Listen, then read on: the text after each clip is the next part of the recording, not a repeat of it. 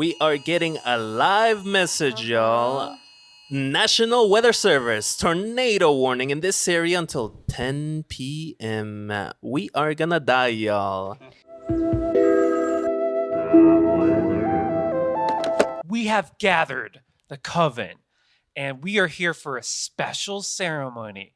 And for the first time in Dovewhether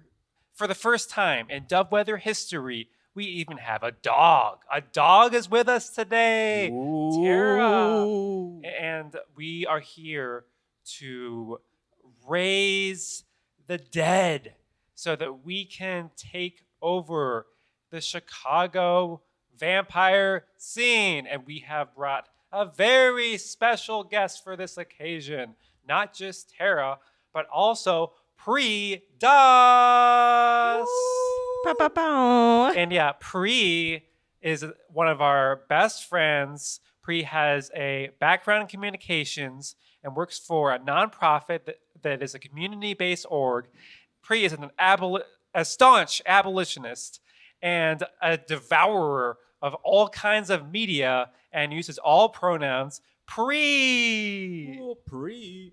That's me. You ready to sink your teeth into this? I am. I didn't know that we would be venturing into this vampiric rising, but I'm here for it. I think that, it's making me think like it's really fun to actually think about being a vampire. Like I'm just realizing that, like obviously, like off mic, before we were talking about all of this, and I didn't really think about the fact that it's so much fun to actually think about being a vampire until your intro. Yeah. So thank you for that, because it's like, yeah, low key, it would be lit to be a vampire. I would just be like a sexy, funny blob. Yeah, I feel like the show that we're talking about today, Interview with a Vampire, it definitely tries to make you think like, oh, it would suck to live this long. You would get so lonely. You would get so bored. You would want to die so many times. But obviously, as mortals, we're like, okay, I still want to be turned, though. Like, I still want this. Can I go ahead and say that not all of us. Not all of us. Not all of us. Mm-hmm. AP, you want to stay human. You want to die. You know what? Yes. Yes. Okay. Mm-hmm. Okay. Well, what about you, Marcy? Like, what? Yeah, let's get your opinion on the record about this. Yeah. At this point in time, I think I would want to be a vampire. I think that, part of it of being trans is that I've seen my life change so much for the better that I'm just optimistic right now, and I want to see this through. And I feel like one thing about getting older is you realize that you may not be alive to see the changes you want in the world. But if you're a vampire, you can find out whether we actually have a revolution that overthrows capitalism. I wanna co-sign that. I also am someone who has felt the transformation of change over the course of my life, and I love to throw an analysis on shit. Yeah. I love to absorb and observe my own changes over time, and I can't imagine a way that would be like the most risk averse way is to just be a vampire. Like, presumably, if we are going about this in what we, quote unquote, know to be true about vampires in the lore of it all, vampires are strong, right? This is kind of one of those things where what is a weak vampire? Do they actually exist? Maybe somewhere in certain contexts, but overall. The only reason weak vampires exist in media is so that they can die for cheap thrills for the audience. Ooh. Facts. Okay, well, big words for the one that wants to be a vampire. You said it, not us. Some of us, you know what? I wouldn't want to be a vampire for a couple of reasons. But I will say, I'll take the 99.99% blood suck thing that they do because that shit looks rad. The like, hey, I'm gonna take you to the brink and then bring you right back real slowly over 3 days. Fuck yeah, I'll do that. You like edging. Okay. Wow, there is a lot of sexy talk happening. Okay, wait. So let me get this right. You're saying that the one thing that entices you towards vampirism is sucking on another human's. No, me receiving it. Like the way that in this show, they in season 1, there's this conversation about how pleasurable it is to be brought to that point. And that's actually the reason why before you become a fleshling, the familiars are usually like hanging about, not just for the like, hey, immortality's cool thing, but also because that shit hits you so hard. Ooh, you need methadone. Do you think that vampires can get high?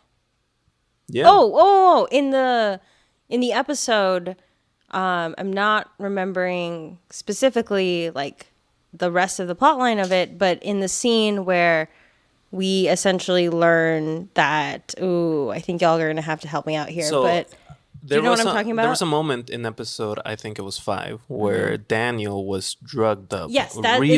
Yes. By Louie. Louie opened up a game box and said, "What's your pleasure?" And Daniel said everything. And then eventually, Louis sunk his teeth into Daniel while he was high, and so he did get high. He got a contact high. Technically. A contact high. Because that's the thing is like, would I want to be alive without being able to get high on gummies? But if there's a way, Blood would be that. Yeah, true. And you could like fly. Yeah. And apparently have other superpowers that are based around who made you. Is that how the show was? It seems like it, but also you can like learn some of it. Like, like at first Louis didn't know how to do the fire thing, but then he did. So One thing about this show is that it kind of falls into the trapping of needing to have answers for everything and also lore for everything. But I do not want to jump that far ahead. although Marcy- funnily enough, we are kind of jumping to the end because we just watched the season 2 finale together. Yes. And we have a lot of thoughts about it. So, okay, I think I want to start with let's get the worst out of the way first. So, my least favorite scene in the finale is when Louie and Lestat finally reunite after decades.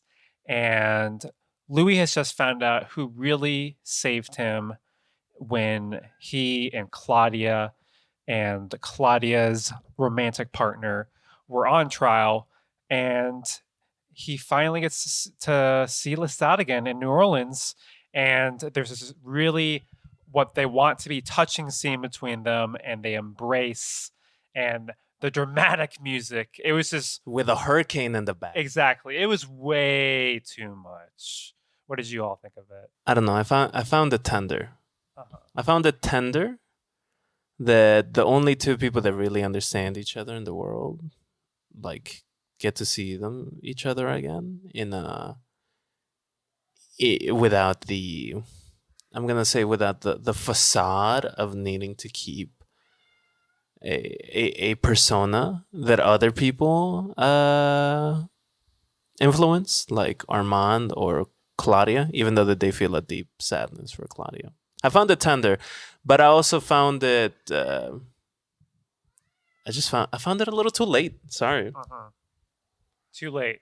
Like, too late. You wanted this embrace to happen earlier? What do you mean by too late? I found it too late in the sense that the show has given this sort of tender reconnection a couple of times by then.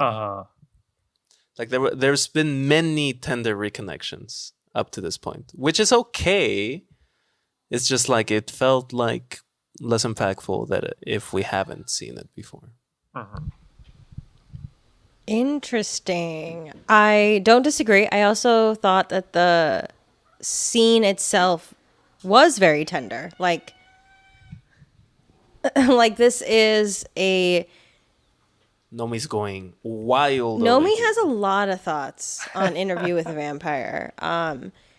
Yeah, I agree about the tenderness, and I also, to that effect, thought it mimicked a reunion moment between a couple that had a level of familiarity that exists only after a lot of time and self-reflection and acceptance. And I'm still sitting with this, like we just watched it. These are like raw reflections, but I just don't know if that's the direction I wanted the ending to poke at. Yeah, I agree. Like, I feel like I'm glad that the finale focused a lot on like Louis finding out the truth about Armand, because I think all three of us just saw the movie for the first time, the movie that came out in 1994 starring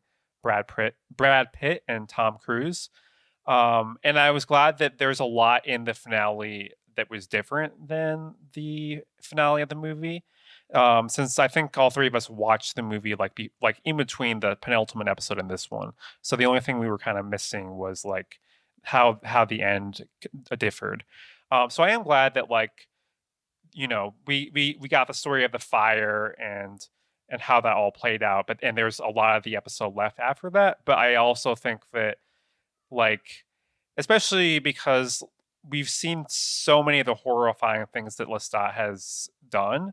I just really it just really felt like a fan servicey like shipper moment to me of like, we have to have some sort of moment of reconciliation between these two characters.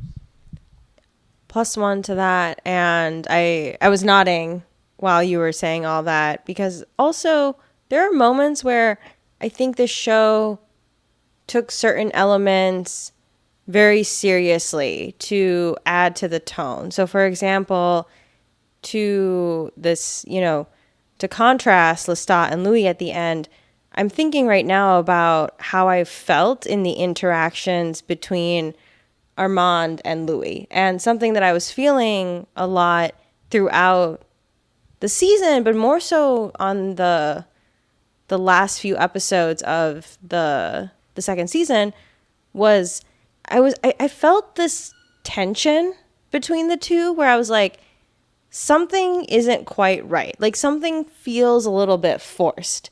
And I didn't have that same feeling when I was watching Louis and Lestat embrace. Definitely, yeah. And I thought that was an interesting, I thought it was interesting that the show portrayed the potential hidden tension of the undercurrents of what we were about to find out very well. And then it shocked me that the ending to me felt shallow compared to like what felt like much more intentional tone setting happening in the background. Yeah, definitely. And AP, I know you have a lot of thoughts on the shallowness that pervades some of this show. Shallowness, yeah, and I just want to mention here that the shallowness is a factor of contemporary media. I believe not as an indicator of this specific show, but I do find it. I do find the show to move very quickly, like very quickly. So quickly that in some episodes, you can have Louis be the caring, loving older brother, and also be the oppressive, demanding father to Claudia. Like both can happen in one episode. Both can happen in like a couple of different scenes apart, and that maybe that like speed is a function of the storytelling with the higher level of Daniel and Armand and Louis. But when I am seeing it played out, I am just like, you hated this guy last moment I saw you with him, like, or you love this guy now. And I see that as wanting to have those emotional points, but also just get to them and move right on. I know that we were planning on talking about the movie later, but I feel like I already want to make a comparison where I see what you're saying about how the show can kind of speed through things, but I feel like compared to the movie really speeds things. Like a 10-minute period in the movie is one episode in the show, which like makes sense given the fact that like we've had two entire seasons of TV with the show and the movie is like 2 hours. But at the same time, I had a lot of whiplash watching the movie because like it it just felt like we went through everything so quickly that I wasn't able to really connect with like a lot of the characters in the same way. So in that sense, I did prefer the pacing in the TV show. I get that. I get that fully. It just, to me, it reads as shallow sometimes when it's when the production itself doesn't follow up with those kind of emotional hits. But I'll be peppering some more of that throughout. But I do find a lot of the emotional requests that this show is asking me to have to not be earned. So Yeah. I'm of multiple minds on this one.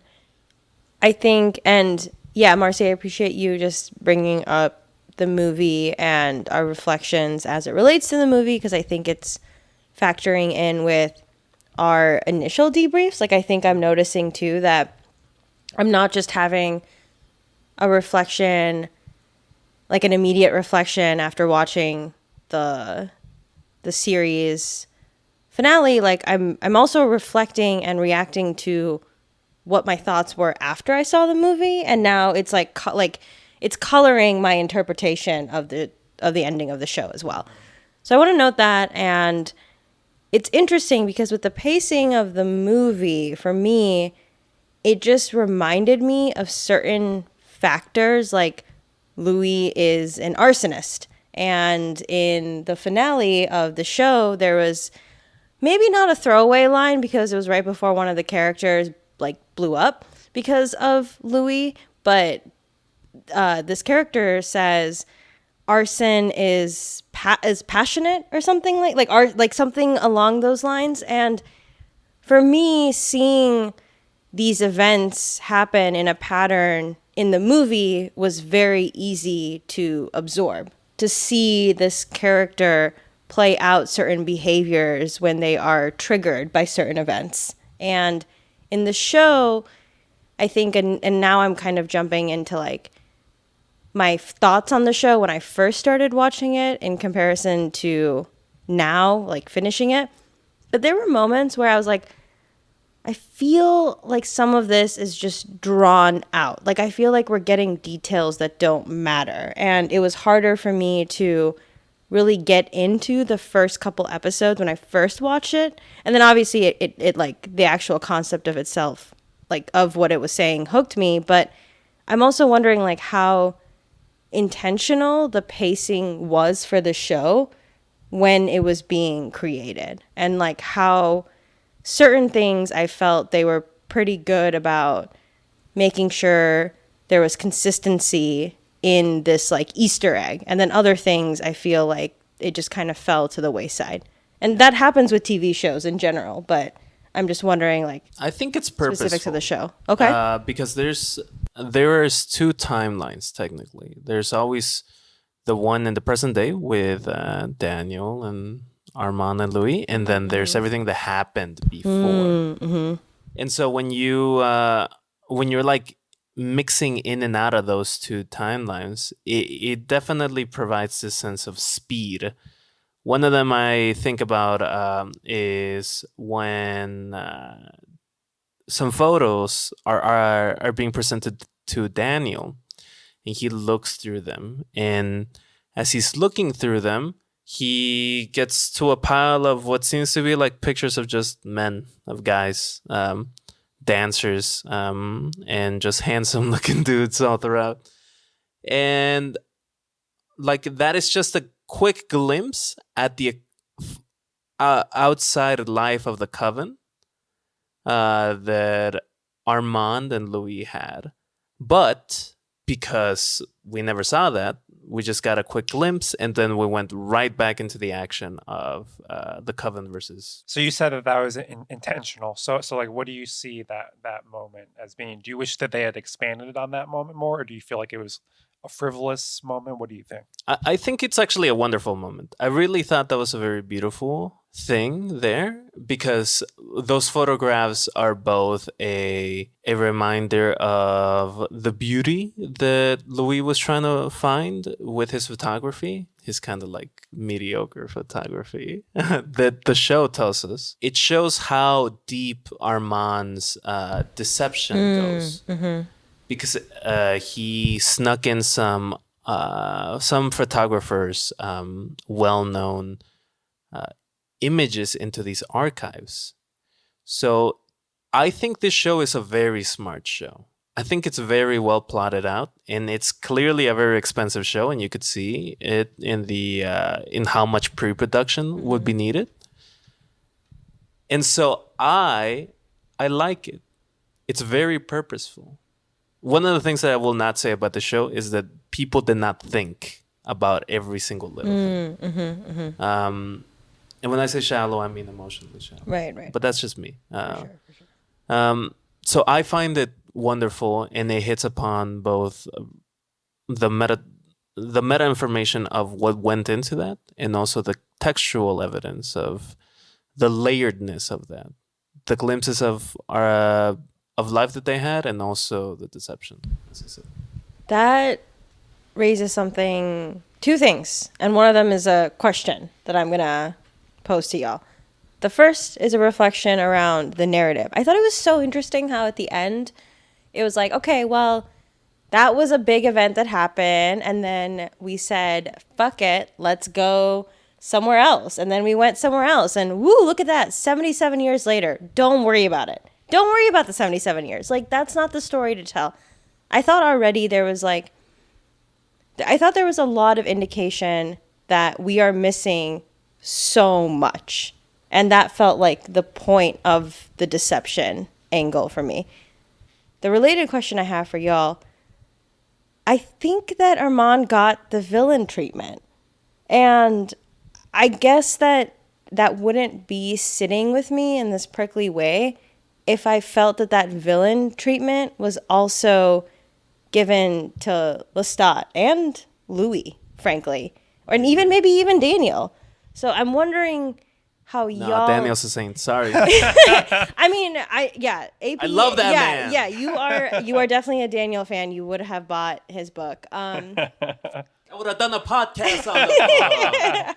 So I'm just wondering, like, what are y'all's thoughts on just the fact that Armand is like clearly a villain, like turned out to be a villain, was always a villain. I think like the first season we definitely saw Lestat turn from someone who we were supposed to kind of root for his relationship with Louis at the beginning into a villain, especially with the domestic abuse episode where he flies Louis into the air and drop him. And I think from that episode on, I could never really forgive Lestat. I mean, obviously Louis has lived years and years and years that we have not lived, so we don't have the same experiences with Louis, but still.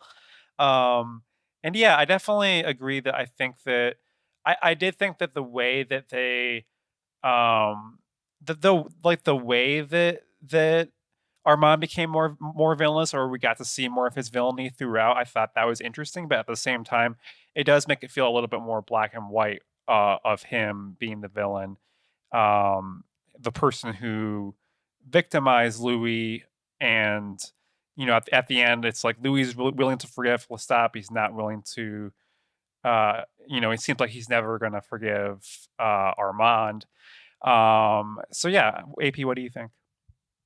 Well, we know the text tells us that the creator in the fledgling will always have some sort of animus towards each other. And this is something I feel deeply about. Every single person you mentioned, Pre, did get the villain treatment. I could point to one of them, which is Louie was asked by Armand a couple of times, "Are you asking or are you telling?" Fucked up. Fucked up way to interact with anyone. If I was a human being. But these are not human beings. These are vampires. And I'm happy to like cast my mind into a world where vampires might live with different concepts. Seeing that like fall from 1,000 feet that Louie received from Lestat, to me, that is like violence. That's an attack in between two characters, but it's also something that Lestat knows he wasn't going to die. I'm happy to give space to this heightened version of a relationship, but the show clearly doesn't want us to like him. So yes, yeah, they did. We did get. The show didn't want us to like Lestat at that moment, but I feel like by the end, they'd at least want us to be happy for Lestat that Louie is hugging him. Yeah, which is like, once again, it feels a little whiplashy. Like, what do you want me to think here? Yeah, and I think it's also interesting that we still see Lestat being a total jerk, right? Like we see how he is treating this millennial fledgling, and we still see Lestat being abusive, right? We still see Lestat being verbally abusive, setting this fledgling's arm on fire. And so I'm having a real thought in real time. I am processing out loud, folks. Like, there's nothing new that I learned about Lestat from that scene.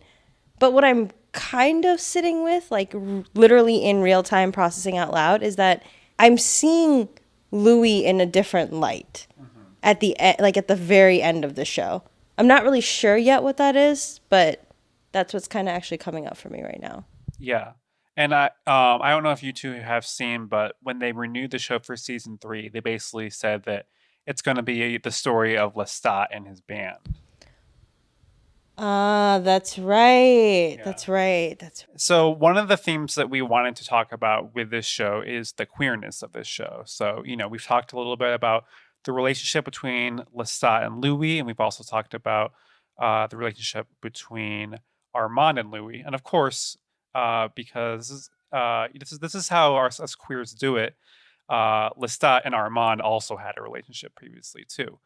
So I definitely want to hear your thoughts, especially because this is newly minted as an officially queer podcast. Woo!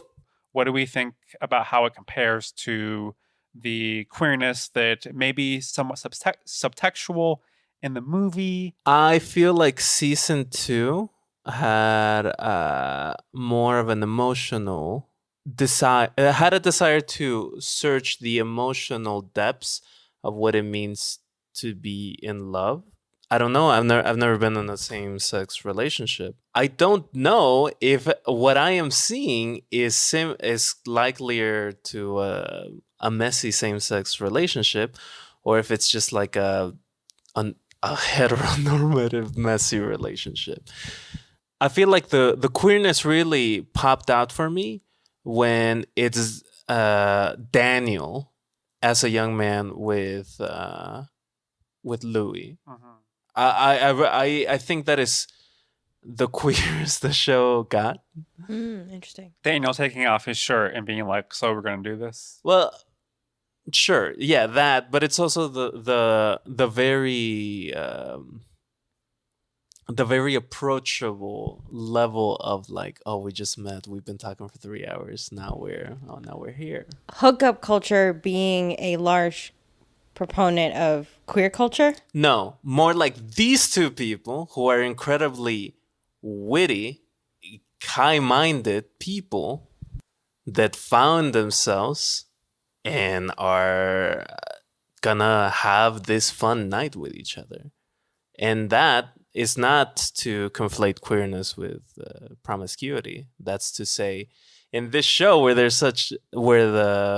theme of vampirism is used for queerness, I like that at a certain point, the use of this sapiosexual style queerness came out, and I love that. I'm rolling my eyes right now. Okay, what about bi representation? I don't have a clear memory of it in the show, especially compared to what AP just said about the emotional aspects of queerness that I think I also felt were more prevalent in the second season, whereas the first season for me felt more like the physical sensations of experiencing queer joy and embracing it. So I think Lestat is the bisexual representation. You know, like in the first season, he has his paramour who he eventually turns into a vampire who's a woman. Yeah. And then like Louie is getting jealous about that. And then Louie and Claudia are like, you have to kill her. Right. That's right. That's right. Yeah. Okay. That's right. Yeah. Yeah. And you know, it is interesting because like we also get the Claudia as a queer character too in the second season. You know, she finds her redhead who she wants to turn into a vampire. I feel like redhead is maybe the least Is the least important what? descriptor to I was going to start there and then expand. Okay, go ahead. Yeah. Well, you know, as AP loves to point out, you know, that this redhead has a dalliance with a Nazi, and that kind of defines her for a lot of people. You know, people are A Nazi man. a Nazi man. A 19-year-old lieutenant. There's Yes. the bisexual representation for you. Facts. Oh, Both sides. I Both love sides. that my bisexuals are Nazis. Bummer. Yeah. I mean, I will say that, so I definitely like the show a lot too. It's not like a show where I feel like I'm going to want to return to it because it's a queer show. Like I feel like there are other shows that like I'm like, damn, I want to watch something gay, and I'll rewatch Looking, or I'll watch some episodes of Adventure Time or Sense8. I do know that there are a lot of queer people who do love this show, who do love that they have made like the romance more explicit than it was in the movie. But at the same time, like, yeah, I never really shipped any of the characters with each other. But yeah, I mean, look, anyone can ship anyone. Well, we'll get into pedophilia later. all right. Let's take a step back from that. Let's rein it in, folks. Because- Let's rein it in. Because one of the things that I want to mention, there was a couple of moments where Armand talked about how he has had like carnal relationships with pretty much everyone in the coven, and like, so he's also a little bit of a messy bi queen like that, and I love that. But it does feel like this is mostly a female gaze show, the same way that I think Lucifer was in the same way, in the same vein. This show that might not be interested too much in the like the male gaze, but I think this is a female gaze show. Y'all are looking at me like No, this. so the reason why this Priya and I are masculine. exchanging this glance is because we know that Priya has a lot of thoughts about Lucifer. I have a lot of thoughts about Lucifer. I'm also just realizing that I don't think I realized up until now that I had so many thoughts on fucking vampires. I wanna put what AP just said down for a second and pick up something else. Blood and the praxis of how to drink blood in the movie felt very erotic. Yeah. And I want to approach queerness and sexuality in the scope of this conversation in a very matter-of-fact way. If I had 200 fucking years with the same people, you bet your ass that I would be experimenting and exploring. That feels matter-of-fact to me because of my relationship with my own sexuality and queerness. So there's that part. The second part is that I think, and I know we're just at this point kind of sprinkling in our comparisons with the movie, the source material, the TV show, and whatnot. I didn't feel that same sense of eroticness in the show when the characters were sucking blood or wherever blood was involved. I felt like it played an important textual role, but not in the same erotic way that I felt it did in the movie. And I don't know if I really believe this, but I'm just gonna say it here now on live. At Dovewhether.com. Yeah, exactly. Yeah. Listen live, boys. I think that the act of sucking blood, it's cool to make it erotic. Yeah. Because it kind of takes away all the societal this and that's of what it means to be turned on. It eliminates like all the human morality that is tied to queerness and expressing sexuality. I like that. It's no longer normative. Like it, Right. go beyond what you're allowed. Well, what you're recommended to think, either at the school board or at the pew. And Another tornado warning. the first time Lestat drank the blood of Louie, it happens in both the movie and the show. And in the show, it's just very much a sex scene. But in the movie, we are under a tornado warning, y'all. Oh my gosh, what if we like actually just did some sort of witchy spell without our like knowledge? Yeah. And now we have brought vampires back We may have. into the ether and we just like I step outside and all of a sudden I see like a sexy blob that goes from down the street next to my car. Like what, like I'm actually kind of manifesting that for myself, but only if it's a sexy blob and I don't die. And Terra doesn't die either. I agree. We should have never done those vampiric accents. So in the movie, it's way more erotic. It's that we have a very close shot to Brad Pitt in this very muted expression, a more realistic expression. Because I don't know what it's like to get your blood sucked, but like it's very muted, and I like how much you can apply to that versus the more, I don't know, moaning and groaning, levitating fuck that happens in the show. Hearing you two talk about the movie makes me think I probably need to rewatch it like years after I've seen any episodes of the TV show. It's like probably like at a midnight screening full of people just yelling shit to like fully experience like what you're supposed to get out of the movie. Because I feel like I was too busy like comparing it to the TV show and being like, well, they did this better in the TV show, to like really experience the eroticisms that I've heard both of you talk about. I also think I'm realizing I'm just having all these fucking realizations. I love this for you. Once you start thinking of vampires, shout out to the Dovewhether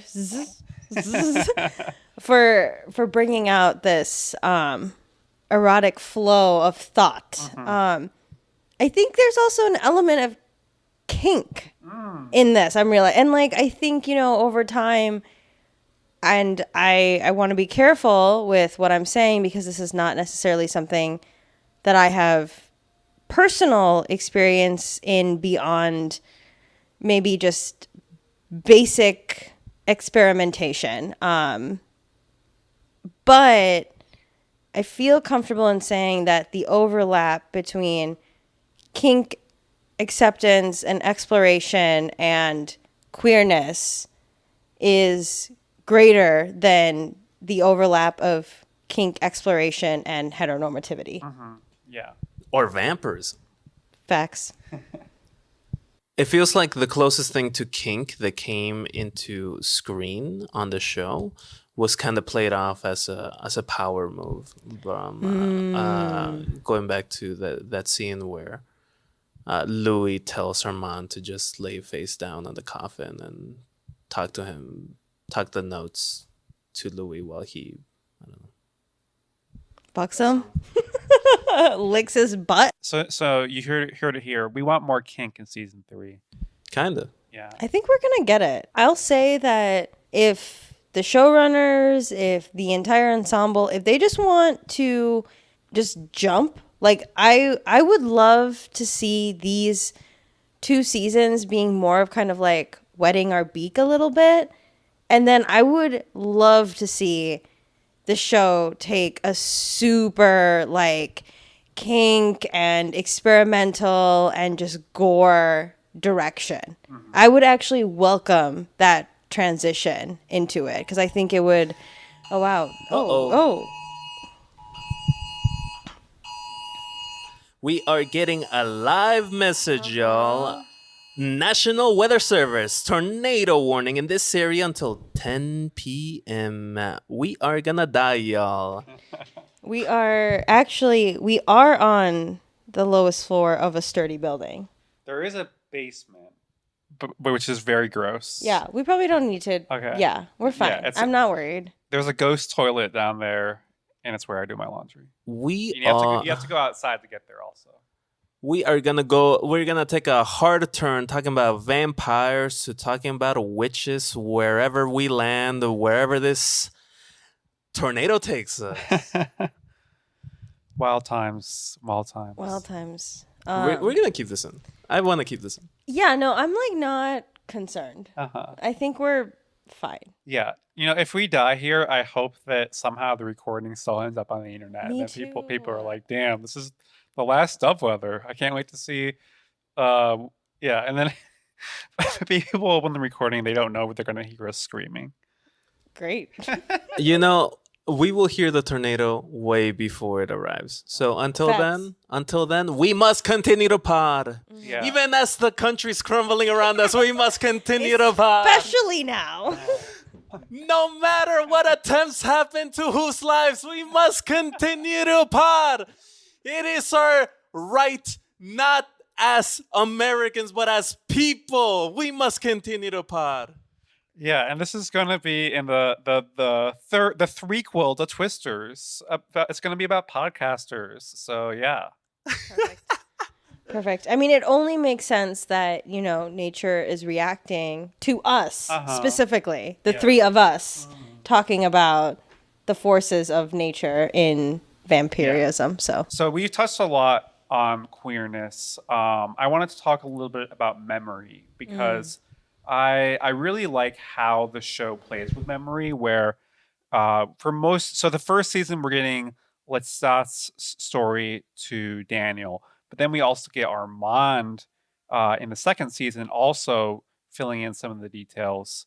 And we also have Claudia's journal. So oftentimes we'll hear one perspective and then another perspective will come in and complicate Louie's memory of what happened. And we oftentimes see an updated version. So what do you all think of the way that the show plays with memory? I have a pretty good memory. I would say I like the negotiation in between what you remember and what others remember and the reality that produces. Because I have definitely been buffeted by somebody else's recollection of an event that I've been part of, only to be astonished by how egocentric my memory of it was. I remember certain things really well and other things less well. And I know that that's a super fucking vague statement. I just mean the way that my brain categorizes certain memories. Certain details are much more crisp than other details. And I don't think that that's uncommon in any way. But I share that to say that I think for me, what I was gaining out of this theme of memory manipulation, and I mean that, like I'm using the word manipulation very intentionally here, is because, again, I just want to point out that this is a story within a story, right? Like we are essentially an audience to not just what the show is doing, but also to this plot, this character that is essentially the interview is happening, right? And I think that it's interesting to see how memories can fit into a narrative that's being shared.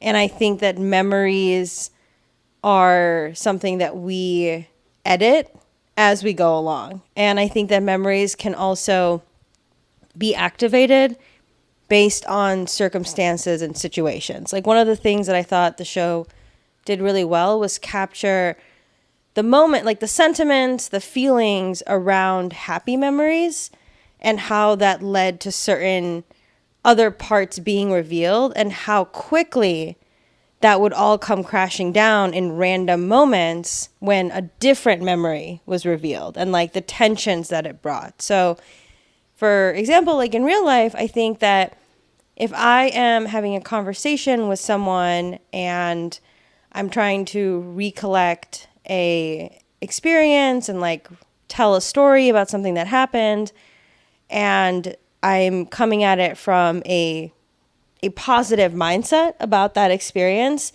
the way I tell that story about that memory, I think would be different than if I had a negative perception of what it was that happened. Like the details that I would choose to share out loud, and then also the details that I might not choose to share out loud, right? Like we're not an omnipresent, like this isn't an omnipresent show. Like we don't know everything. And I think AP, you were saying this, like we don't, even if off mic you want to like expand on this on mic, but like we don't actually know what everyone is thinking all the time. Like that's part of the mystery of it. That's what makes the memories so valuable and also up for debate. Revelation upon revelation. Like it does come up in the show a couple of times. And one of the ones that I remember, one of the ones that I like, they're combing over Claudia's diaries. And at one point she writes down, "I cannot dream anymore." And as the episode unfolds and goes on, eventually Louie remembers this tender moment in where he is awakened by some ruckus outside of his sleeping chamber, and he turns to see Claudia, and Claudia was fidgeting. Her hand was moving in a way that a REM cycle would cause you to move a little bit. Actually, that's the exact opposite. REM is actually causes you not to move at all. Oh, I did not know that. I also thought it was the opposite. Yeah, and and that's where we're told, with this revelation of this memory, that it isn't just what we think. There needs to be an external, either keeper of it, of happenings, or you just gotta continue to have these conversations of like remembering things and the different perspectives of that and negotiating the reality to that. Yeah, I think one thing that I like a lot more in the TV show than the movie is that I feel like Daniel serves like the purpose of kind of extracting some of these memories from Louie. And you can tell that there's a reason why Louie wants Daniel to do this, because in the TV show, the interview that happens in the movie, like it's not obviously exactly the same, but that happened just in the past in the TV show. And so basically they bring Daniel back in present day, after COVID, and uh, they have him conduct this interview. And then as you're watching season 2, you think more and more about like, why is it that Louie brought Daniel here? Why is it that he is doing this? And how does it relate to Armand? Because you can tell throughout the series that Armand is like not very happy about what's going on. And I think that it adds this extra layer to the show where where you know that like this interview isn't only happening because Daniel wants to make a bunch of money. It's happening because Louie wants it to. And Armand is also going to take this moment to sabotage the interview as much as possible to keep the facade going, to keep this life that they have going. I have a question. Can y'all help me remember why it was that Armand was pretending to be Rashid in the first place? Like, did the show ever explicitly or even not explicitly, like, explain that? Yeah, I feel like Armand tried to give an explanation, but I feel like the explanation that they wanted to do a twist is like the real explanation. Like I feel like there's the writers wanted, the writers just wanted to like have a twist at the end. There's a confrontation that happens with Daniel and Armand as Rashid, where Daniel asks some pointed questions to Rashid after seeing him pray. He says, "How many days are there in the Muslim calendar?" That's what I remember. And then there's further confrontation that leads to Armand continuously like bumping into the story. And then that is when Daniel says, "Okay, well, what's going on here?" Interesting. Wow, okay. Speaking of memory. Yeah, speaking of memory, well, also the reality too, just so anyone that's listening knows, like, I have not rewatched any episode of the show. So that's also part of my memory. AP, is there an example you can pull off the top of your head about like the whole Rashid bumping into the story and the interactions? There's a moment where Daniel continues to prod, and Armand as fake Rashid says, "I serve a god."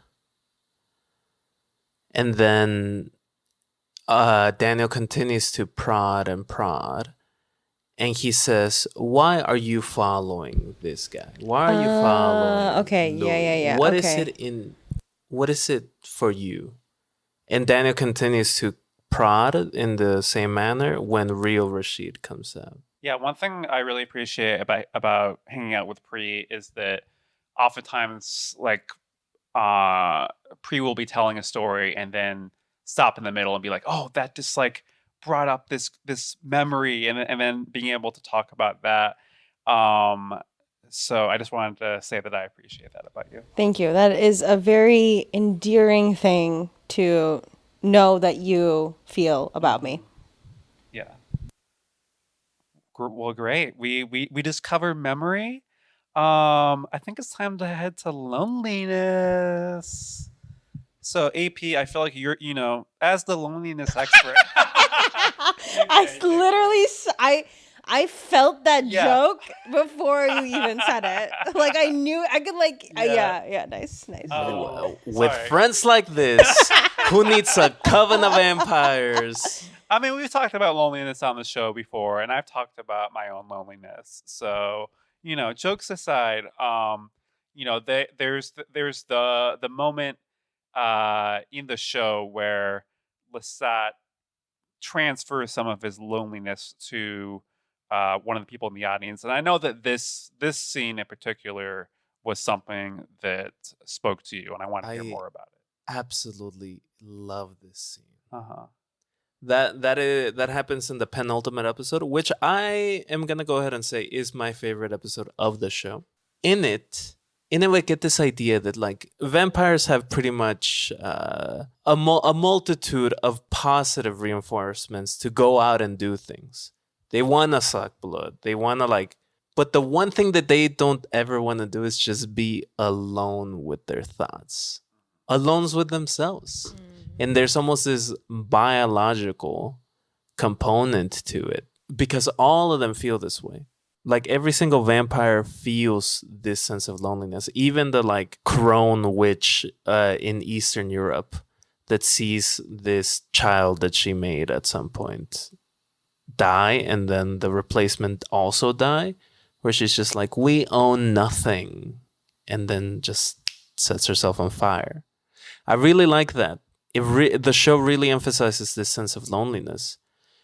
And I think that sense of loneliness really the escape of that loneliness motivates people into sticking around or trying to get into groups. And I think that's very human, because even I have been like, okay, well, I will go try to be part of this group because it's 2020 and I'm just like, okay, well, there's a lot of loneliness in the air. So I see that and I connect with that at a personal level. And I think a lot of people in the 2020s would connect to that. This sense that the worst thing that you might have is this sense of loneliness. You know, it makes sense because Pri and I want to be vampires. You don't want to be a vampire. So you won't have to live with that vampiric loneliness. You know, we'll be alive 100 years from now.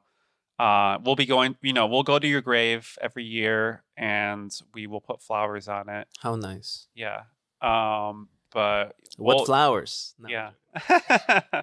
Yeah. We'll like play your favorite podcasts like right up to your gravestone so that you can hear it. So sweet. So tender. Thank you. Thank you. I literally come from a culture that like does what you're saying. You know, I don't know if you know this.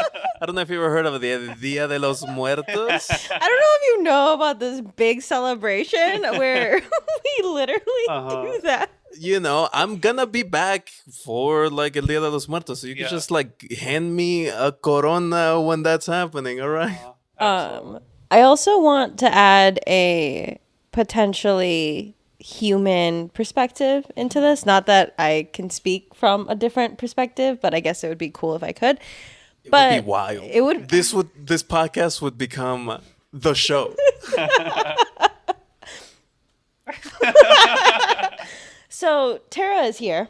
Yeah. And Terra is a dog, and I am one of those people that I reject the dog mom narrative. I reject the I own this dog, and the languaging that I prefer is that Terra and I are companions.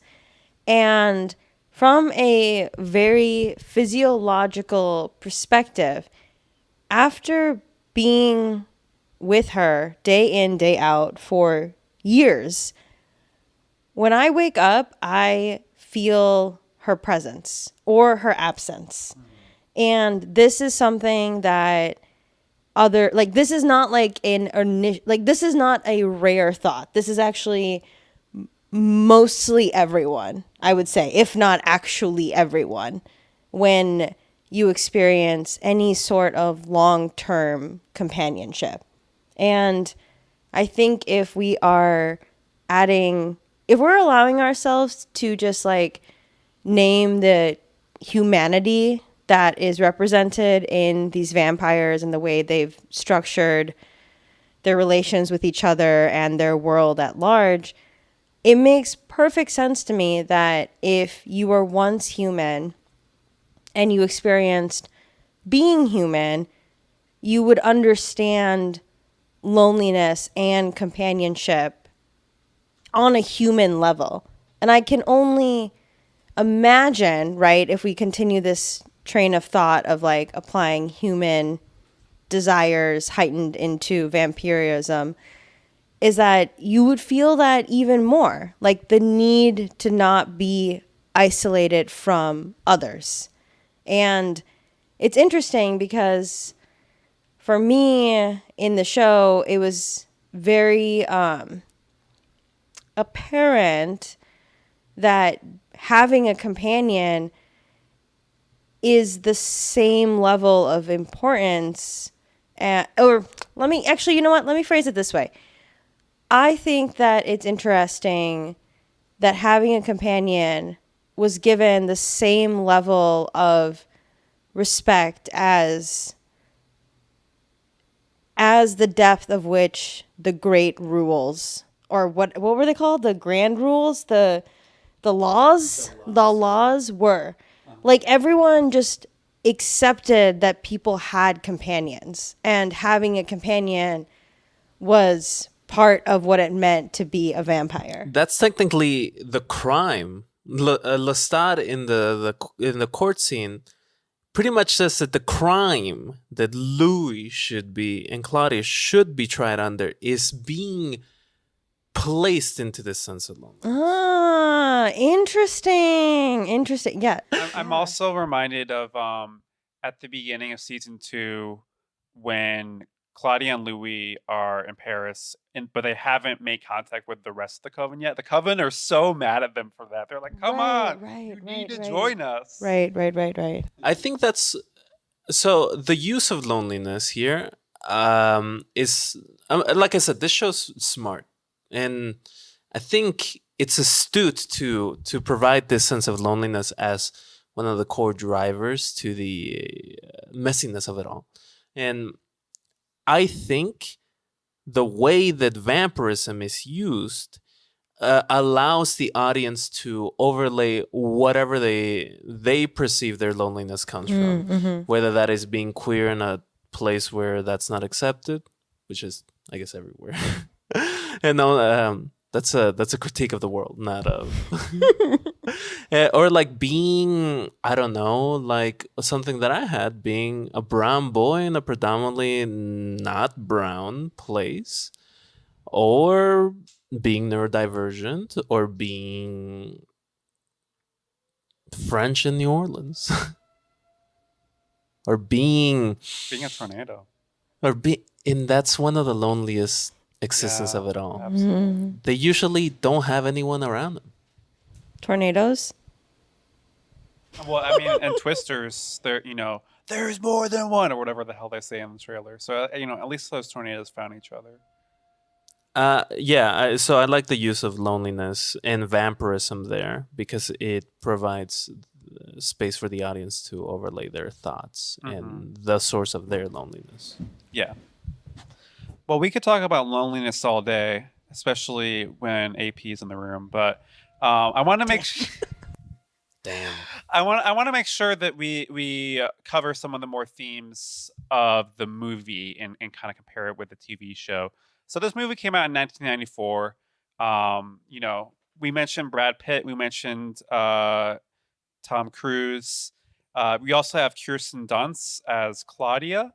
So in the movie, we have Antonio Banderas as Armand. We have Christian Slater as Daniel. So definitely a different type of cast than we get in the show. In the show, we have Jacob Anderson as Louie, Sam Reed as Lestat, Eric Bogosian as Daniel, and then we have multiple actresses for Claudia. We had Bailey Bass in the first season, and we had Delaney Hales in season 2.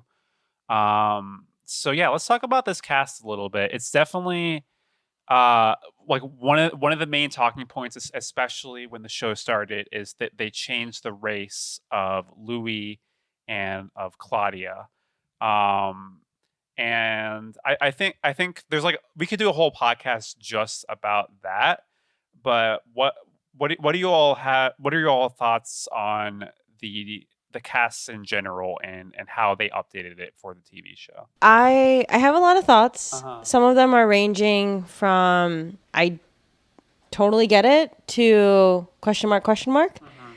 The question marks I am still processing, but I said this to y'all off mic, and now I'm feeling really vulnerable sharing it on mic because of everything else we have processed about the show. So just want to throw that caveat out to the listeners here.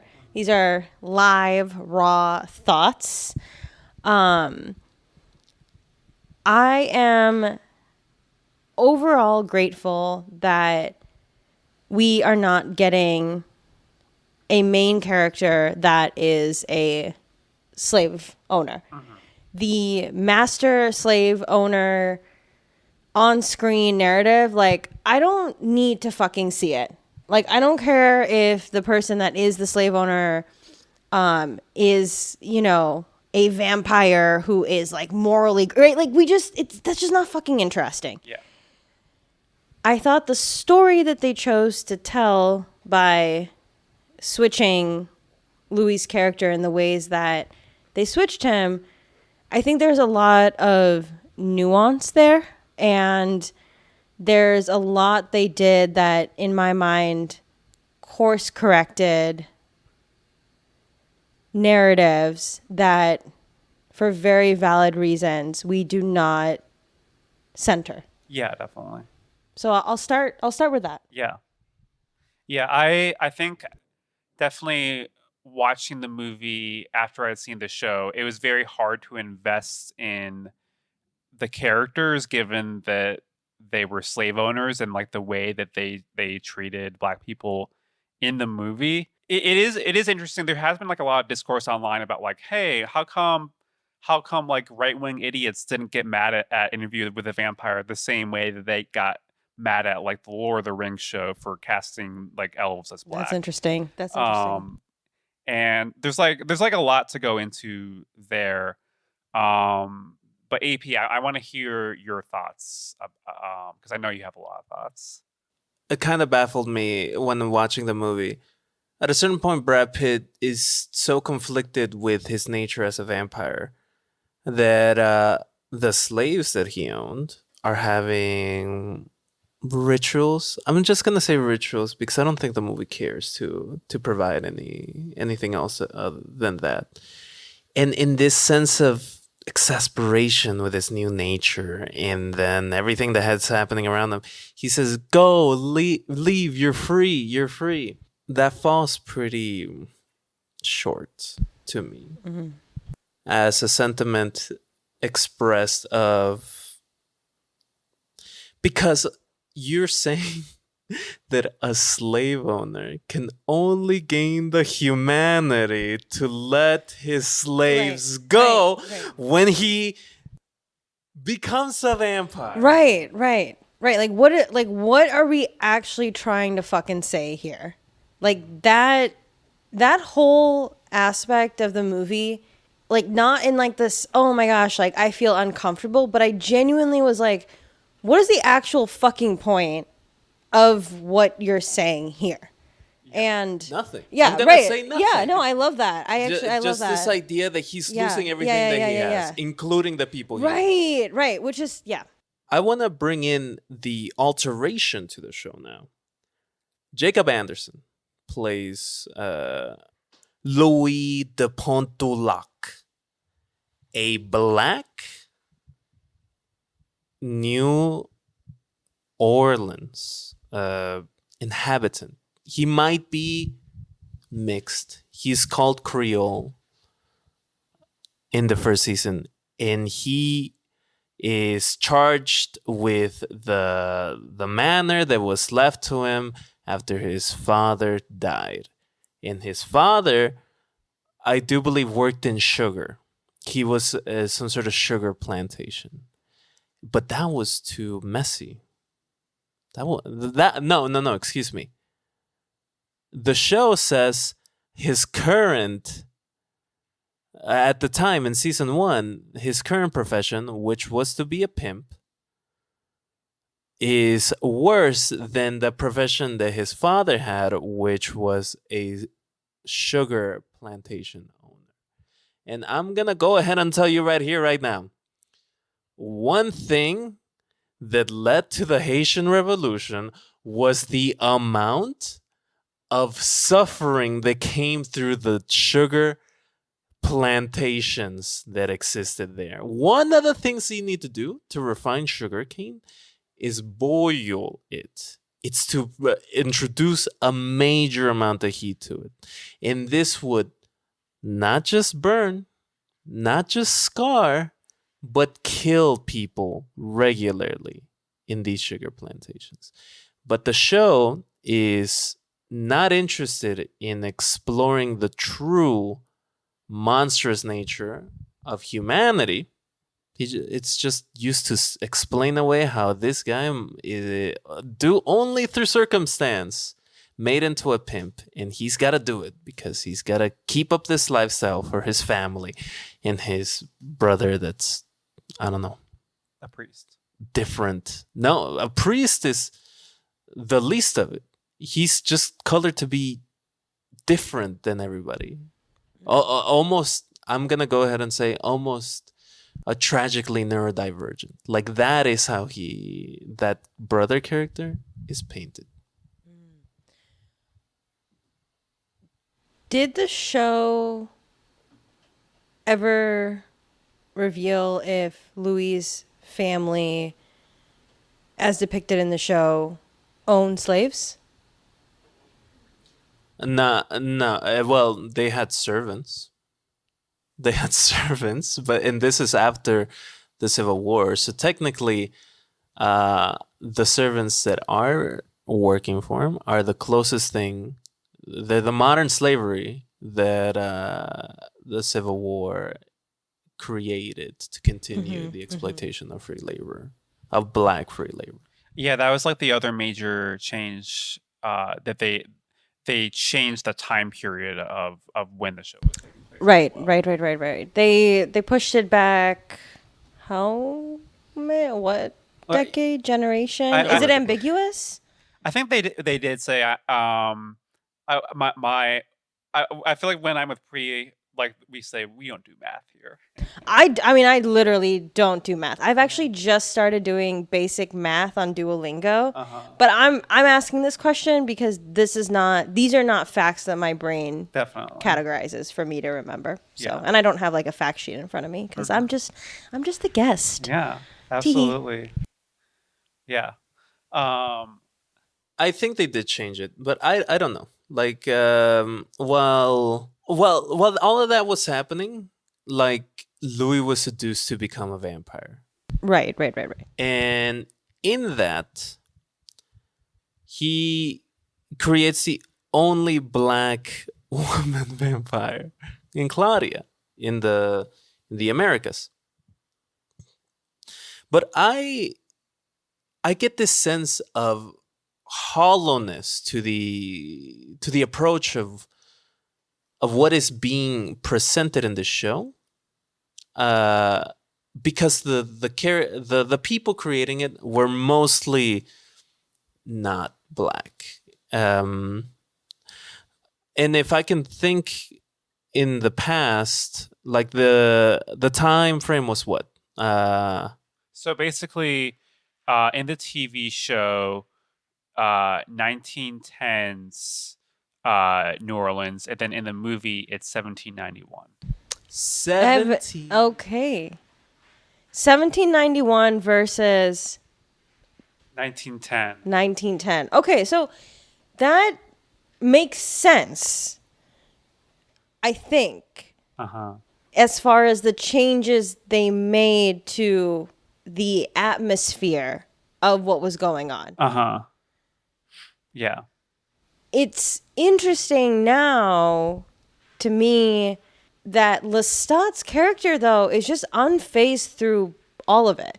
And I think that's kind of the point, right? Like, he's very just, yeah, he like literally could not care less, but also could not care more about this slavery aspect happening in America. That was very evident to me about his character, where he is just self-serving. And it doesn't, like, the conditions of his society and environment don't actually affect how he's going to interact with the things and the people that he wants. In the movie, I think, because in the show, we are presented multiple times with Lestat saying how barbaric it is to treat black people in America. That's interesting. I did not remember this from the first season. Yeah, but I think in some ways it's to kind of set up that Lestat isn't as woke as he first makes himself try to appear to be. Yeah. Where he's like, well, you know, back where I come from, like, black people just aren't treated like this. But like later on, he's treating Louie and Claudia like in such a terrible way. Right. So I think part of Lestat's seduction is providing a sense of humanity to Louis when the society around him refuses to do that. And that's it. That's interesting. That's an interesting take. Yeah, well, I think that it's textual. Going back to season 1, but I don't want to talk too much about season 1. I want to talk about some stuff that I noticed in season 2. In season 2, episode 1, there is this search for the origin of the vampire that Claudia takes upon, and Louie is just kind of following. They go around all of Eastern Europe just trying to find where the vampire came from, where to find this sense of connection to an origin, a distant origin.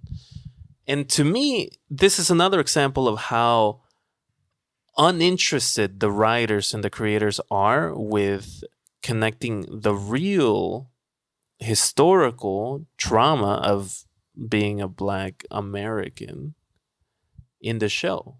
Because of slavery, there is this big gap where everybody, a lot of people who are descendant of slaves in America just don't know where they're from, where their ancestral home is. And by having Claudia so interested with this idea of where did we come from, where did we come from, where did we come from, and then being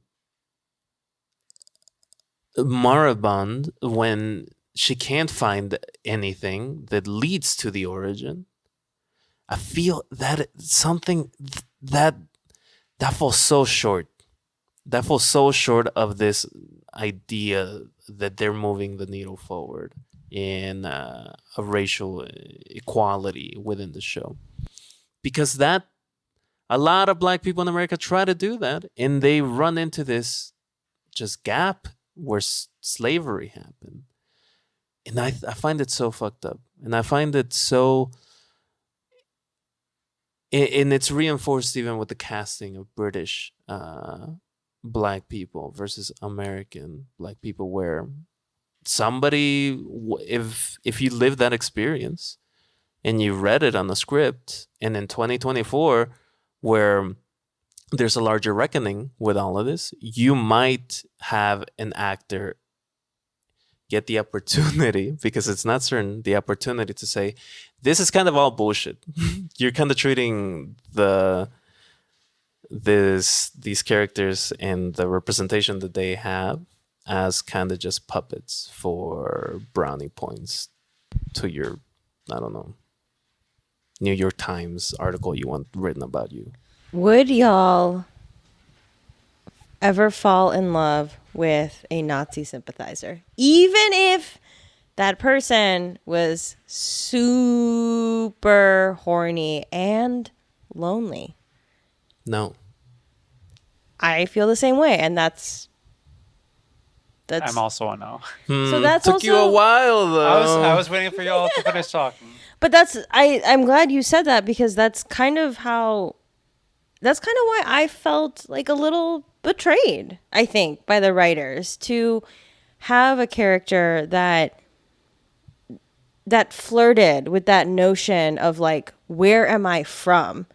And especially because we weren't ignoring the fact that she's Black, right? Yeah. And then to just be like, oh, the companion I choose for myself, and the reason I feel connected to this other outcast is because they're a Nazi. Because they fucked a Nazi. Like, that's like, and again, like, I don't, oh my gosh, now I'm just like, now this is like opening a can of worms for me, because I'm also thinking about that scene in the episode of this of the second season where we get the backstory of Madeline, where essentially she like explains like, oh, I had to go through all of this violence, like, right, we get that sympathetic lens of like, oh, like Madeline went through all of this like community oriented violence because of what she did. And I was just like, why? Like, it just... She was born rich. She says she was rich. And then her little sister died. And then her parents died. She's orphaned. But she says that, at least I was rich.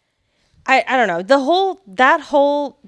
fact that we got the amount of screen time that we did for that to be the story that was told, I don't know. It's weird. It's weird to me. It does draw an interesting contrast that they changed the characters to not be slave owners, but then they still had that in the second season. Exactly that. And I get that there's an element that, like, you know, writers love to like call back to other iterations of the same universe, but come on here. Yeah. Come on here.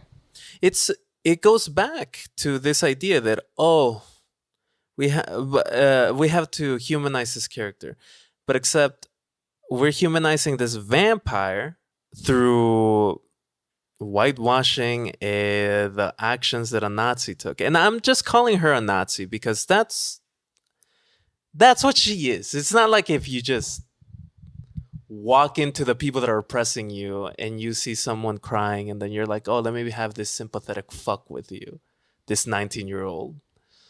No, that just doesn't happen. And the writers don't have this critical lens where they say thematically it's fucked. And once again, if you look at the credits, you will happen to see why, because there is a distinct lack of people of color who are the showrunners. Yeah.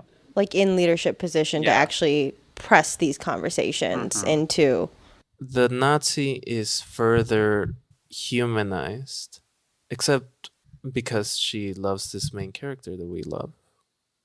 Except this main character is a child, a 12-year-old child. Right, right. Or at least the facade of a 12-year-old child. And so now we know this Nazi doesn't just like them at 19. She also likes them at 12. Yeah. That's Marcy, I'm gonna actually you take this one. Okay, yeah, I'm glad we're getting into this because they voice up or they age up Claudia in the TV show, but she's still a child. Like in the movie, they have Kirsten Dunst, and in my opinion, I think she gives the best performance in the movie. But they like, and I know Pre's gonna get more into this. Like how Kirsten Dunst is like a younger person in the movie definitely affects like how you see the way that how she's treated, how her character is turned into a vampire. But yeah, like Claudia, the thing about it is that like because Claudia has like lived for so long, and because like you really live inside her desires, you see why she is someone who's like, I want to be a woman, I want to fuck, etc.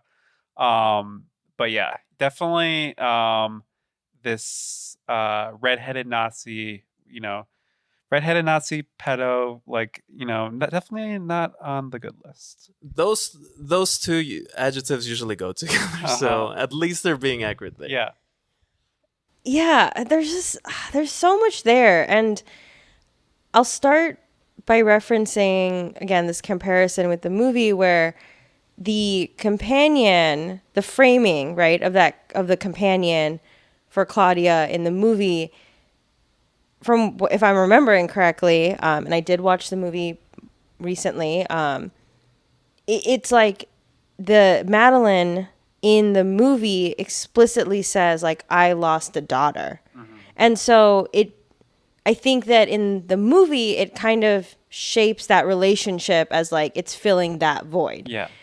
Which is interesting because in the show there's this whole aspect, right? Just this thread where Claudia is like, I need to be fucking taken seriously. Like I have an adult, quote unquote adult mind. I'm being treated like a child. It's fucked up, this and that. All valid. And again, then it brings up this layer, right, where this Nazi says in a very in the moment charming way, like, oh, it's not romantic yet, right? Like it's just there's so many aspects of this where I'm like, what am I supposed to actually think here, right? Like you portray this Madeline character as someone who is like, again, I'm gonna take the Nazi part just out for a second, as like she's written to be someone that can be likable, that the audience is supposed to She's sympathize also with. casted that way. Yes, This is a beautiful woman. Absolutely right. Like conventionally attractive. And like, so that was just interesting to me. And I'm sharing all this first to say that ultimately, as I was watching the movie and I was experiencing movie Claudia, Kristen Dunst, do the things that she was doing in the movie, I was having a visceral reaction to how fucked up the situation is. Because at one point in the movie, like I think towards the end, Claudia kisses like on the mouth. I don't remember if it was Louie or Lestat, but like there are moments where you're like, this feels creepy. Like this is inherently fucked up and creepy and is crossing over many, many lines of pedophilia and just taking advantage of young people, right? And we live in the understanding that that type of predation happens within Absolutely. those productions. Absolutely. Yeah, so there's a lot there. And then in the show, and we were talking about this off mic, like very practically, very logistically, right? There's a reason that the character of Claudia was cast to be older in the show. Like there are child labor laws where children can only work, and just like a bunch of other considerations that I'm not privy to as someone who does not literally work in casting, right? And still, I'm just like, it took away from the pervertedness of the source material in the same way where the blood was erotic. So those are my like initial thoughts on it. It no longer provides a kind of an artistic outlet to talk about messy relationships, ones that are run with deep and passion. It let go. It has all that stuff flushed away for this subplot of pedophilia. No, literally. And that is the exact point that Marcy and I were giving glances at each other for, because something we talked about very briefly off mic is that I and others, and I know there's theory and lit on this, but we live in a pedophilic society. Yeah. We do. Like I'm saying this in a matter of fact way, and this is not a sociology podcast, but I'm not trying to like go down an analysis rabbit hole of this pedophilic society. I'm just centering that in this conversation about how the character of Claudia, I felt could have really put the fucked upness of what it means to have a that word, society, but it chose not to do that. And I can't help but wonder if it speaks to the circumstances of modern times, for better or worse. I think we talk a lot in this show about like what are the acceptable boundaries of media, and I think this really gets to that conversation. And it's like as a viewer, it's like this is like complicated to like talk and think about because I enjoy the TV show so much more than the movie, but I love Preet's perspective here about how the movie like really gets at a lot of things about our society that the TV show might not, because they're trying to make the TV show into something that can like reach a mass audience on AMC Plus, which not many people have, but facts. So yeah, marketing budgets. Like, can I just throw a random observation off of what you just said? I'm now thinking about how you mentioned, Marcy, just earlier, that season 3 centers Lestat, and I'm thinking about it from so I have a formal communications media background, and in my experience with Hollywood and all that shit, it's like when the creators of the show are optioning for a third season, they have to prove that viewers are going to be interested. And from what I know about, public perception, the court of public opinion, if Lestat is supposed to be the central figure of season 3, I can understand from a completely business orientation why they have to end this season in the way that they do. Yeah, that makes a lot of sense. So we are living in a time where there is this very large conflation in between queerness, and I'm gonna go ahead and say here specifically transsexuality, with the illicit act of that kind. Yeah, like groomer discourse. Yes. Mm-hmm. And that just shows again that the creators, the writers, the producers, whether or not they consciously did it, they're not within the conversation of 2024.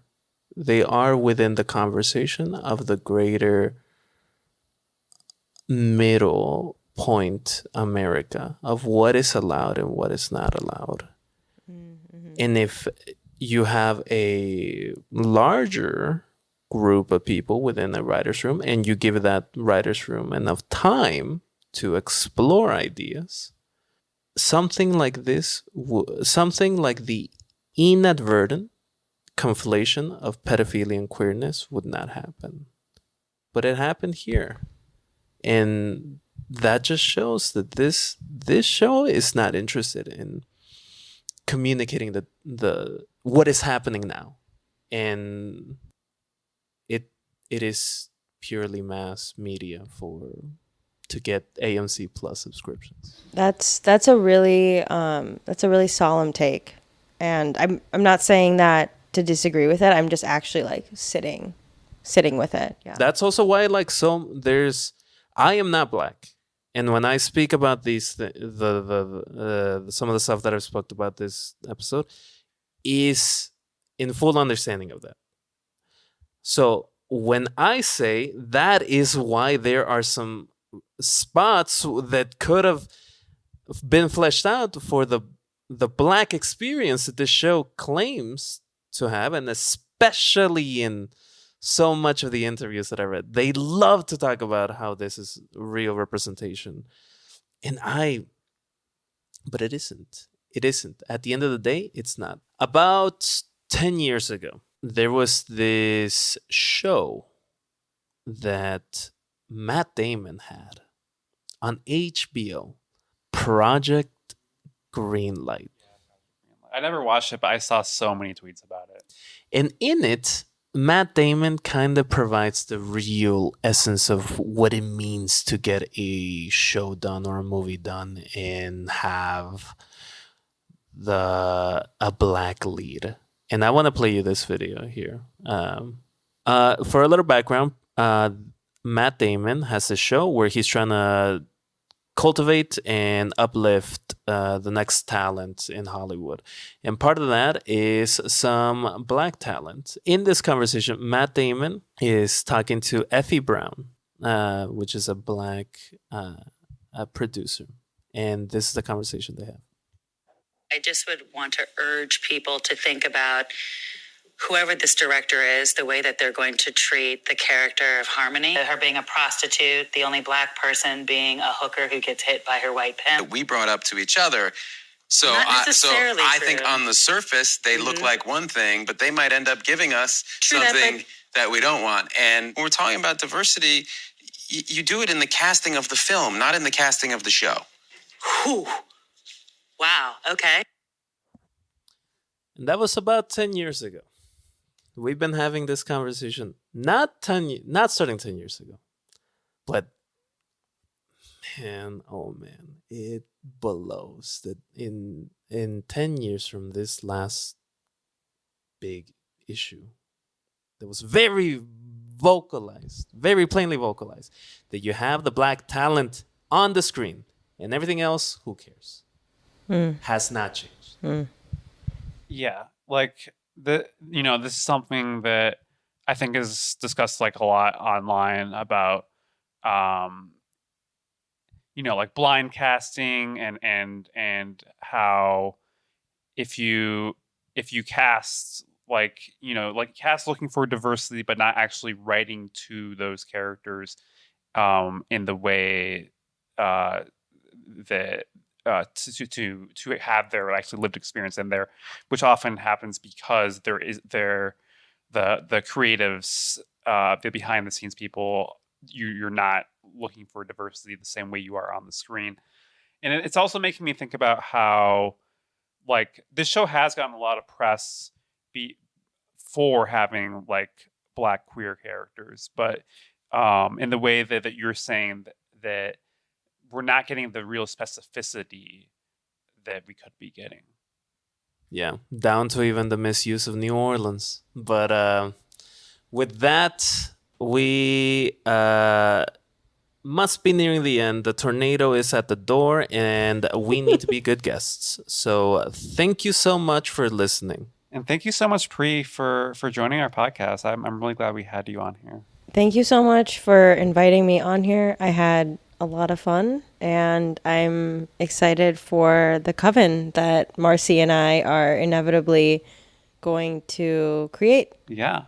Where can people find you if in case they want to join that coven?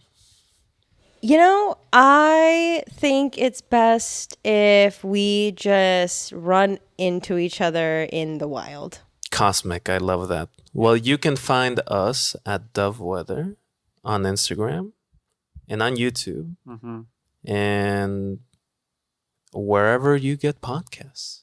Yeah. And shout out to the Connections game for having a dove-based clue. I think that, that was definitely influenced by us. Yeah, we're the culture right now. All right. See you all later. Bye. Bye.